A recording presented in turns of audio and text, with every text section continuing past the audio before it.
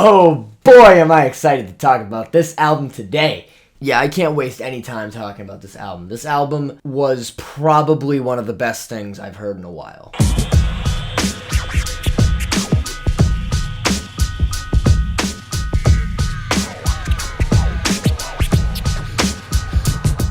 First and foremost, it needs to be made clear that MONTERO is a rap album. Sure, to some old school hip-hop heads, it may not be a traditional rap album that you're used to. But believe me when I say, this is something else. This is something that is different. And I know I sound like I'm overhyping this album. I'm really setting the bar super high for this album that I'm about to review, but this is probably one of the best albums to come out of 2021. For starters, I've already talked about Call Me By Your Name in a review that I did a few months ago. And considering that this is the first song on the album, and I've already talked about it, this is a song we're already familiar with. Okay, this is the name of the artist, MONTERO. Lil Nas X, MONTERO. This is the name he's going by. Call him by his name. And then the first new song on this record comes up, Dead Right Now. And instantly this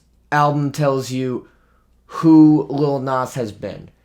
I especially love the start with the line, breaka breaka, 911, somebody come get this bitch. That is, without a doubt, the most destructive bar I have ever heard in my life, and you can't tell me otherwise. Then the song we all know, Industry Baby with Jack Harlow. This triumphant song filled with trumpets. Lil Nas telling you this is what he's going to do to rap, and this is what he wants to get out of it. Not to mention Jack Harlow's flawless verse. And then right after that, the song That's What I Want, talking about what he wants out of a relationship. This is the most effective rap intro I have ever heard in music. Straight out the gate, Lil Nas tells you everything.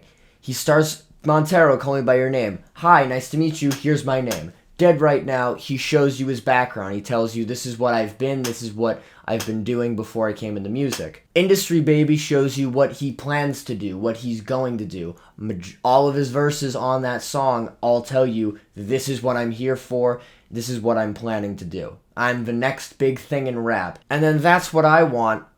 It literally tells you exactly what he wants what he wants in general. But what this song specifically does too is it kind of tells you emotionally where he's at. As the album progresses, we start getting songs like Tales of Dominica, Void, Am I Dreaming, that are more sad, sentimental songs. I think the song that stuck out to me towards the end was Void. This song really stands out to me for the creative expression choices on this song. Void describes the emptiness Lil Nas feels all the time, specifically how he feels lonely, how he feels like no one understands him the way he does, and he wants somebody to get that. But what I love most about this is the production on this song.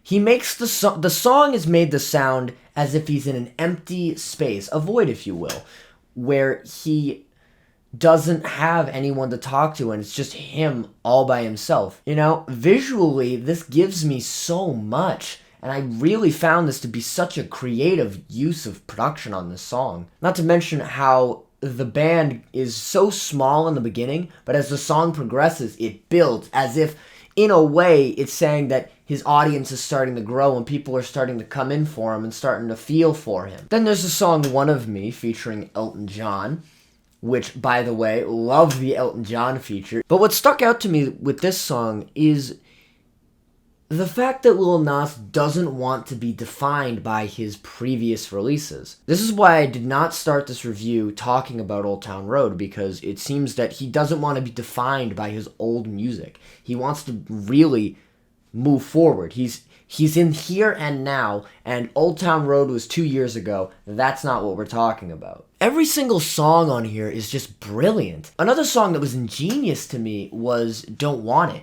which he uses a sort of mockingbird flow. The hush little baby, don't you cry. He has that sort of flow.